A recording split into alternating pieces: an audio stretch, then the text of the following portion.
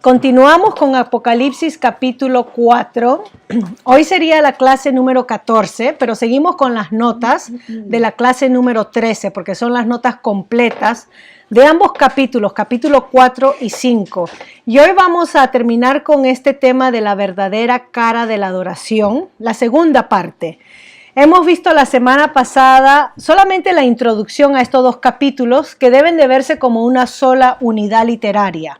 El capítulo 4 establece a Dios como el creador supremo y vamos a ver algunos de los símbolos. Vamos a tratar de entender hoy algunos de los símbolos que Juan nos va a compartir. Y estos símbolos son sacados del Antiguo Testamento, que no hay ningún enigma, ningún misterio, ni ningún rompecabezas matemáticos para nosotros tratar de averiguar qué significa esto. Porque si entendemos estos símbolos desde el contexto del Antiguo Testamento, vamos a poder entender el mensaje que Juan nos está dando.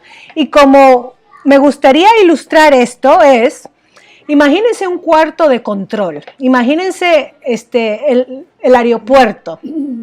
Ustedes saben que tienen su torre de control. Y en esa torre de control, cuando uno entra, hay todo un sistema de computadoras donde a través de símbolos y luces se lee el mapa aéreo de los aviones que están entrando, los aviones que van a salir, los aviones que están parqueados, los aviones que están en cola. Todo el mapa aéreo lo tienen en ese cuarto de control. Y en la computadora lo que se ve son símbolos. Una lucecita roja con esta señal significa esto. Una lucecita azul con esta señal significa el otro.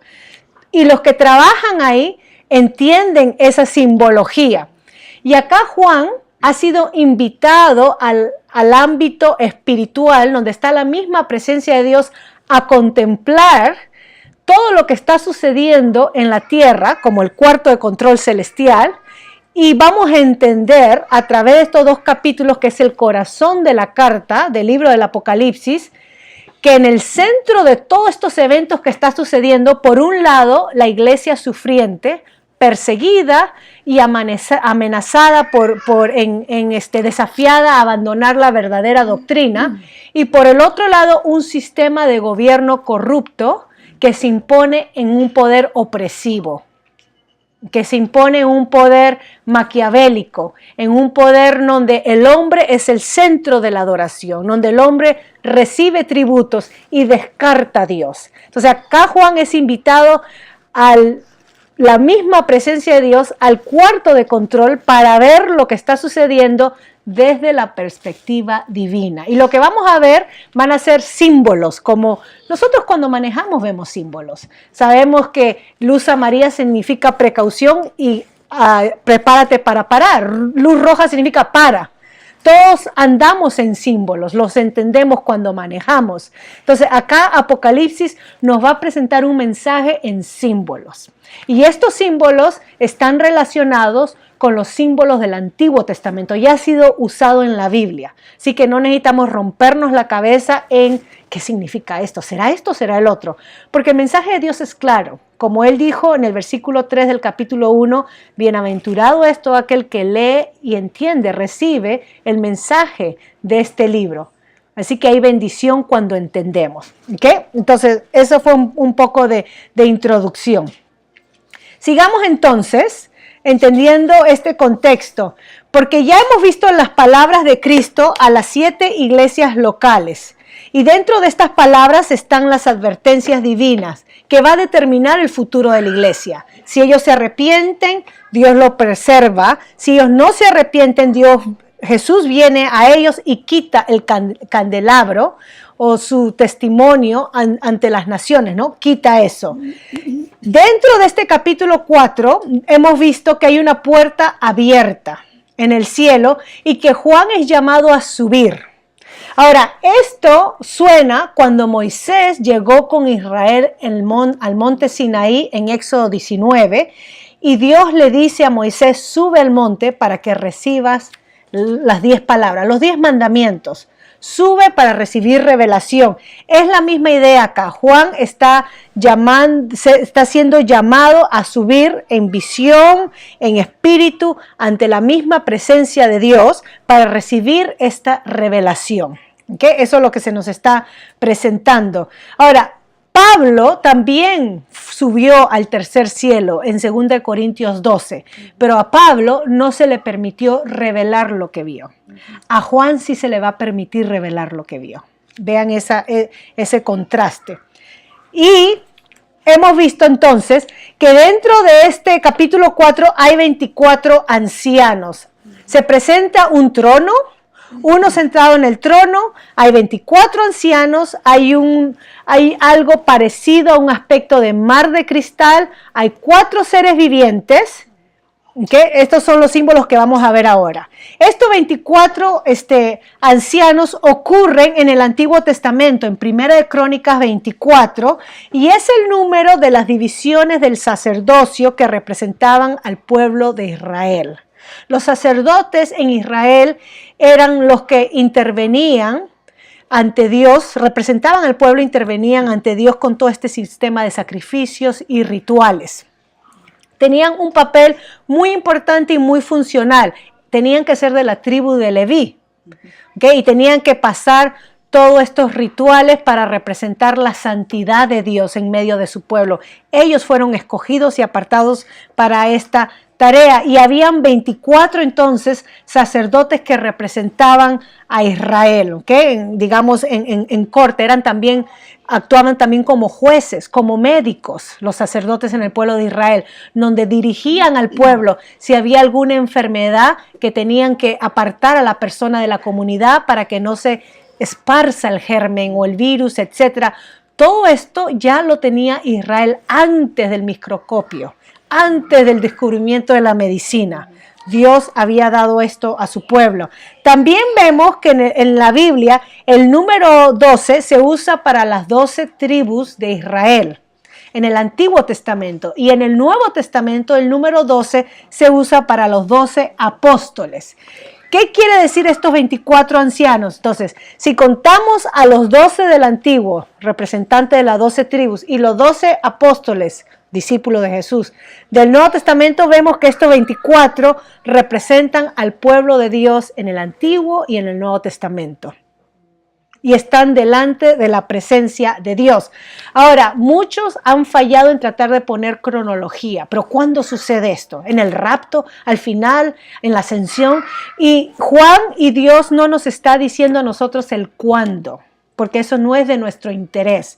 Es más, cada vez que a Jesús se le pregunta cuándo sucederá esto, como la destrucción del templo, o en Hechos capítulo 1, versículo 7, cuando Él regrese por otra vez y le preguntan, ¿y cuándo es? Porque nosotros necesitamos tener una fecha en el almanaque para decir, tal fecha Dios dice que va a ser esto. Dios nos dice, ustedes no deben de saber el cuándo, solamente de estar atentos y saber qué va a suceder, porque así dependemos de Dios. Así que el cuándo nunca se nos responde. No sabemos cuándo, pero en el aspecto celestial esta es una realidad. El pueblo de Dios ya está sentado con Él reinando. Ahora, hay otro texto en la Biblia, en el Nuevo Testamento, que también nos ayuda a entender esto, y es en Efesios. En Efesios capítulo 2, versículo 6, a ver si se los leo brevemente. Yo estoy con la versión Nueva Internacional. Efesios 2, versículo 6. Pablo presenta el plan redentor de Dios Padre a través de Jesucristo desde antes de la creación del mundo. Esto es lo que empieza la carta de Efesios. Y en el capítulo 2, versículo 6, se nos habla de nuestra realidad espiritual. Y miren lo que dice. Dice, y en unión con Cristo Jesús, Dios nos resucitó. ¿Ve que nosotros todavía no hemos resucitado? Pero en una forma simbólica y representativa, cuando Cristo resucitó, todos nosotros ya estamos garantizados que vamos a resucitar, como que ya es un hecho. Dice, Dios nos resucitó y nos hizo sentar con Él en las regiones celestiales, o sea, reinando. Esa es la idea, para mostrar en los tiempos venideros la incomparable riqueza de su gracia que por su bondad derramó sobre todos nosotros en Cristo Jesús. Desde una perspectiva divina, Dios ya ve la historia completa. Vaya, Dios ve la historia como si nosotros viéramos desde un balcón de nuestra casa una parada.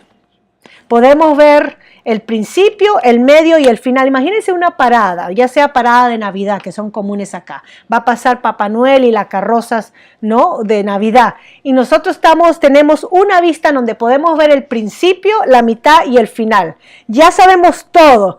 Y Dios, como es eterno y no está restringido en el tiempo, Él ya ve todo el plan de redención completo desde antes que ocurra en nuestro tiempo.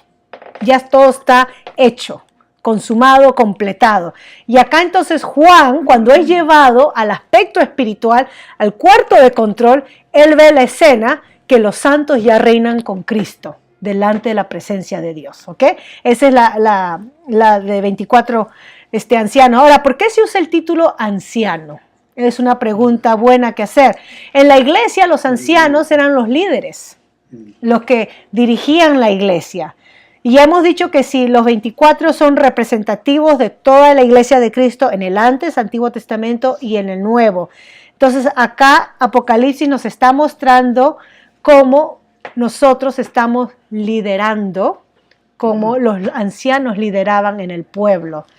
Pablo dice algo interesante a Corintios. Cuando los corintios estaban llevando a los tribunales porque tenían problemas, en 1 Corintios capítulo 6, y Pablo les jala las orejas y dice, no es posible que ustedes no puedan solucionar los problemas en la iglesia, pero se tienen que llevar a la corte, dando mal testimonio a los de afuera. Imagínense, la gente que no conoce a Dios está viendo cómo ustedes se pelean en vez de solucionar las cosas en casa. Y dentro de ese pasaje de 1 Corintios 6, Pablo le dice a los creyentes, ¿no sabéis que ustedes van a juzgar a los ángeles? Y nosotros nos quedamos, ¿qué? ¿Cuándo? ¿Dónde dice eso? Pero por indicios, pedacitos, ventanitas, pedacitos en la Biblia nos damos a entender que cuando los creyentes reinen con Dios, porque esa es una esperanza, resucitar y reinar con Dios, vamos a tener un puesto de liderazgo o de poder discernir entre lo que se viene. No sabemos cómo será eso porque no lo entendemos en esta dimensión, pero hacia allá vamos. Una más, Daniel. Daniel es un libro que le he dicho que lean paralelo al Apocalipsis. Después de que Daniel pasó un tiempo orando, pidiendo a Dios por perdón, después de leer que el profeta Jeremías, que el tiempo del cautiverio se vencía y el pueblo tenía que regresar a Jerusalén, Daniel ora y dice que le contesta el ángel Gabriel. Viene y le contesta su oración personal, eso está en el capítulo 9. Al final, el ángel le dice a Daniel, y al final de los tiempos tú serás levantado a recibir tu herencia. Léanlo. Al final, parte del mensaje que le da. Entonces la Biblia nos dice que nosotros cuando seremos levantados, si morimos, ¿no?, resucitados, vamos a recibir una herencia. ¿Qué? Seguimos entonces. Otro símbolo que se usa acá es que se ve 7, versículo 5 de Apocalipsis capítulo 4. Capítulo 4, versículo 5. Del trono salían relámpagos, estruendos y truenos. Delante del trono ardían 7 antorchas de fuego, que son los 7 espíritus de Dios. Y había algo parecido a un mar de vidrio como de cristal transparente. Ese versículo 5 está describiendo el templo celestial. Cuando Dios le dio a Moisés el patrón del tabernáculo, que era el primer templo, la carpa, Dios le dice que haga todo exactamente a las medidas que Dios le dio a Moisés, porque ese es un patrón de algo celestial, de una figura celestial. Y acá entonces vemos esta descripción del versículo 5, relámpagos, estruenos y truenos, era lo que se describe en el Sinaí, en Éxodo 19, cuando Dios le da la ley a Moisés. Dios se manifiesta en una teofanía, o sea, una manifestación divina, que es relámpagos, truenos, es la manifestación de Dios, que el pueblo teme, dice, vamos a morir, mejor tú habla con Dios y nos dices qué te dice. ¿Okay? Entonces, esta es la manifestación de Dios. Ahora, Dios está en el trono, dice 7 antorchas de fuego, que son los 7 espíritus de Dios. Este número 7 ocurre muy frecuentemente en la Biblia y tradicionalmente significa algo completo. Y Dios ha creado esta tierra, este universo, en 7, en ciclos de 7. Por ejemplo, sabemos que Dios creó la tierra en 6 días y al 7º día descansó. Y esto lo puso en nuestro sistema. ¿Se han preguntado ustedes por qué tenemos 7 días de la semana? Está en nuestro almanaque. Eso viene de Dios. Hasta países ateos que no conocen a Dios tienen 7 días. Ahora, el sistema comunista intentó erradicar, anular los 7 días y poner 9 días de trabajo, 10 días de trabajo. Rusia lo hizo. Rusia puso 9, 10 días de trabajo y de ahí un día de descanso, 9 o 10 días de trabajo, y lo que sucedió es que la gente no rendía y menos podían fabricar. Que lo ideal es 6, o lo perfecto es 6 de trabajo y 1 de descanso, que nuestro cuerpo está equipado así. Así que si trabajamos 7 días de un solo y descansamos al 8º, tengamos cuidado porque nuestro cuerpo no va a ese ritmo. El ritmo es 6, descanso, 6, descanso. Eso está en las escrituras y en nuestra naturaleza, en la creación. Ahora, en la Biblia también se describe, en la Biblia, ¿no?, en el Antiguo Testamento, no solamente los días, pero los altares, los animales del sacrificio, el rocío del agua, todo alrededor de 7. 7 veces 7. Las actividades concernientes con las funciones del hombre, si tenías que purificarte, si estabas contaminado, tenías que salir por 7 días. La mujer, cuando tenía su ciclo menstrual, tenía que salir y purificarse 7 días, ¿no? Todo un ciclo de 7, todo eso está en la Biblia. En el Apocalipsis, entonces, la música de la eternidad, por ponerlo así, va también en ritmos de 7 o a son de 7. Y lo que se nos dice es que la creación, ¿qué es lo que quiere decir esto? Es que la creación, la vida de fe o la religión, la sociedad, van en ritmos de 7. Ahora, ¿qué significa eso? Recuerden que se escribió a 7 iglesias locales, que simbolizan a la iglesia real, ¿no? Que hemos visto. Ya vamos a ver en el capítulo 6 7 sellos que se van a abrir, 7 trompetas y 7 copas. Se va a repetir esto que vamos a estudiar. Juan entonces está arreglando su material en 7 para manifestar la voz de Dios en cada escena. Que esto lo que ve es Dios en su total perfección. Eso es lo que simboliza lo que ve en el versículo 5. En el que está sentado en el trono no es César, no es un rey, no es un humano, es Dios en su total perfección. ¿Okay? Esa es la idea. Ahora, en el versículo 6 vemos grupos de 4. También en el capítulo 7:1. Miren lo que dice 4:6. Y había algo parecido a un mar de vidrio. Eso es lo que había en el templo. Había una vasija de bronce donde el sacerdote se tenía que lavar, limpiar, para poder, después de los sacrificios, después de tomar las cosas, se tenía que limpiar las manos. Entonces el mar simboliza la limpieza que sucedía con los sacerdotes, ¿no? El ritual. Ok, versículo 6, algo parecido con un mar transparente de cristal, ¿no?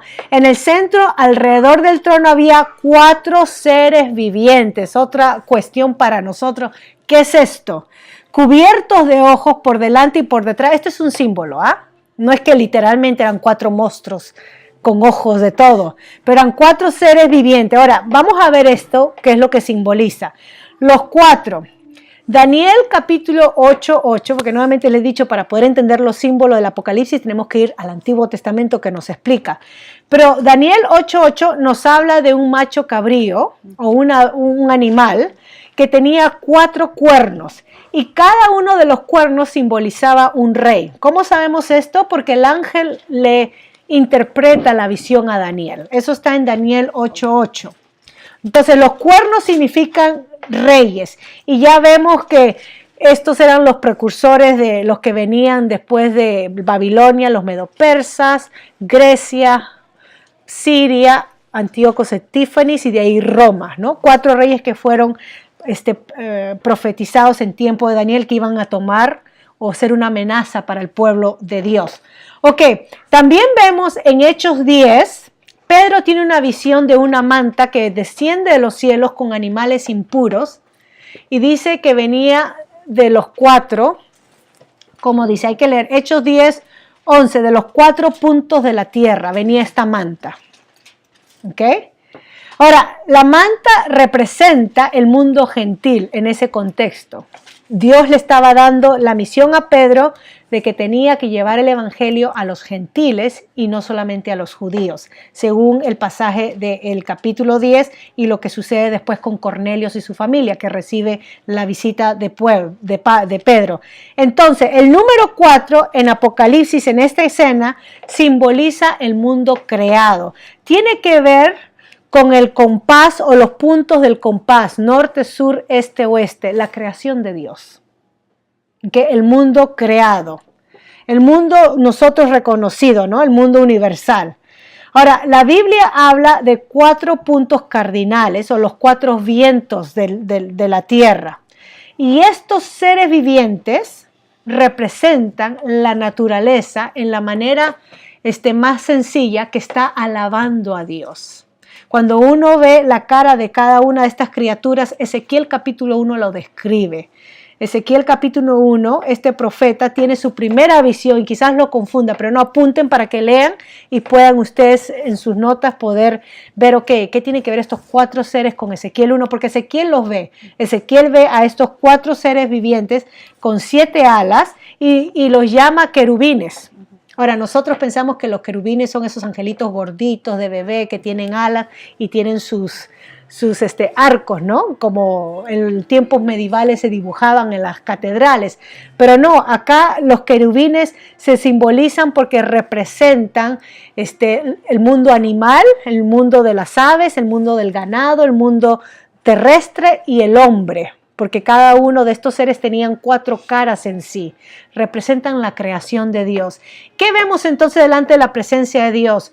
Vemos el templo, la misma presencia de Dios, y vemos la creación dándole honra a Dios, tributo a Dios. Todo esto que Dios ha creado, según la palabra del Señor, como el Salmo 19 nos dice, que los cielos declaran la gloria de Dios. Los cielos manifiestan la gloria de Dios. Si nosotros nacemos en una isla remota y nunca hemos tenido una Biblia en nuestras manos, el tan solo ver lo hermoso de la creación, de la naturaleza, los animales, el mecanismo de los animales, cómo trabaja, eso en nuestra mente creativa, humana, de pensar, seres racionales, nos haría concluir, hay un creador detrás de todo esto. Así como cuando uno crea un muñeco, un títere, hay un diseñador, esta naturaleza nos grita a voz en cuello, hay un creador, búsquenlo, que él se va a manifestar. Entonces la naturaleza nos manifiesta al artista detrás, al gran artista detrás. Y esta naturaleza, al manifestarnos al artista, al creador, lo glorifica. Cuando la naturaleza nos apunta a Dios, está glorificando a Dios, le está dando la honra que merece. Pues nosotros pensamos que dar gloria a Dios es cantarle, ¿no? Aleluya, aleluya, gloria a Dios, y le estamos dando gloria a Dios. Pero de una manera muy sencilla, cuando cumplimos las funciones de seres humanos, estamos trayendo gloria a Dios. Por ejemplo, cuando cumplimos la función de ser padres, buenos padres, de enseñar, de dirigir, estamos dando gloria a Dios, porque estamos cumpliendo con una función que Él nos ha dado innata a nuestra naturaleza. Y cuando lo reconocemos a Él y lo exaltamos a Él, en vez de yo doblar mi rodilla a un ídolo o decir es que yo merezco el reconocimiento, lo estamos realmente honrando a Él. Entonces, cada vez que nosotros funcionamos como verdaderos seres humanos, estamos dando gloria a Dios. Pero cuando decimos, yo soy, por decirlo así, yo hago buenas obras o soy buena porque tengo que dar cuentas a mi Creador, lo reconocemos y le damos la gloria que Él se merece. ¿Okay? Y esto es lo que está sucediendo en la presencia continua de Dios. La naturaleza lo está alabando. Seguimos entonces. Vean ese pasaje de criaturas vivientes en Ezequiel 1. ¿Okay? Ahora, dice que venía de los 4 vientos, ¿no? O sea, de la creación. de toda la naturaleza. Acá entonces podemos ver la naturaleza representada, o como dijo Pablo en Romanos capítulo 1:20. A ver si lo leo, porque es otro versículo clave. Romanos 1:20. Él dijo algo para poder entender esto de los seres vivientes. Dice así, mi versión nuevamente es la Nueva Internacional. Dice así, porque desde la creación del mundo, las cualidades invisibles de Dios, es decir, su eterno poder y su naturaleza divina, se perciben claramente a través de lo que Él creó. De modo que nadie tiene excusa, ni el indígena en la remota tierra no tiene excusa en decir, esto es la obra de un creador. O sea, la misma naturaleza nos señala y nos apunta a Dios.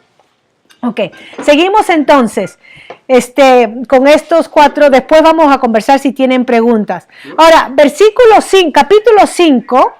capítulo 5 de Apocalipsis. Regresamos a Apocalipsis. Entonces están cantando estos seres vivientes y los 24 ancianos le rinden, tú eres digno, versículo 11, Señor, Dios nuestro, de recibir toda gloria, ¿verdad? Honra y poder, porque tú creaste la cosa. Entonces, capítulo 4 es la exaltación de Dios como creador. El capítulo 5 es la escena relacionada a Dios como redentor. Ahora vamos a conocer a Dios que redime. Y la palabra redentor significa que rescata. Dios crea y Dios rescata. ¿Rescata qué? Al ser humano que nos hemos metido en apuros. Nosotros mismos hemos hecho un desfalco de la misma naturaleza de Dios. Hemos arruinado nuestra relación con Dios, hemos arruinado nuestra relación unos con otros. Traemos celos, traemos envidia, traemos egoísmo, traemos destrucción. Cada vez que el ser humano se sienta en el trono y dice, acá en esta casa mando yo, o esta es mi casa, o estos son mis hijos, esta es mi iglesia y acá mando yo. Cada vez que el ser humano se siente en el trono y presume dirigir con esas ínfulas, lo que terminamos haciendo es destruyendo y arruinando las vidas, no solamente la mía, sino los que están a mi alrededor. Y en el capítulo 5 se nos va a presentar a Dios como redentor. Y la figura que se nos presenta no es la figura de un comandante o un libertador bolivariano, tan común allá abajo, ¿verdad? La figura que se nos va a presentar es un cordero inmolado. Es que Dios rescata y Dios conquista y Dios gana no a través de la espada, no a través de puñetes, no a través de insultos, no a través de amenaza. ¿Cómo es que Dios rescata? A través de dando su vida a favor nuestro, a través de su muerte. Es como Dios rescata.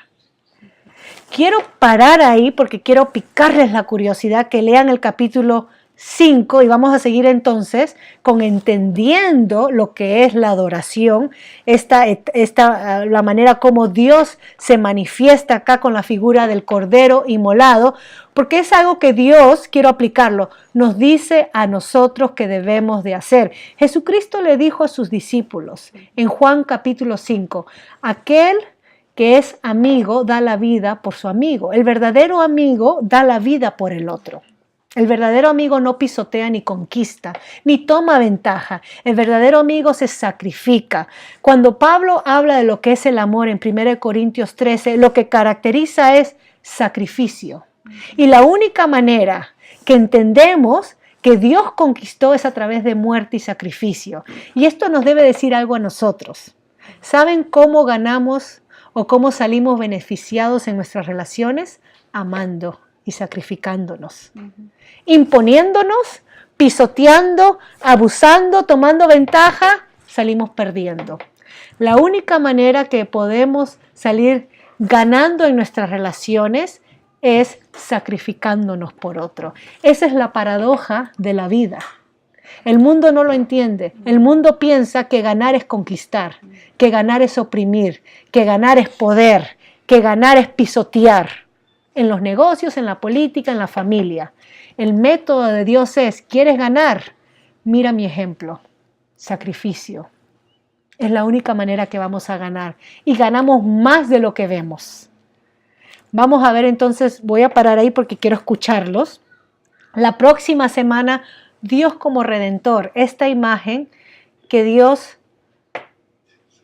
como Cordero inmolado, que la sangre que lleva no es la sangre de otros que ha matado, sino su propia sangre, a favor nuestro, para acercarnos a la presencia de Dios, para darnos vida, para que vivamos realmente y entendamos quién es Él.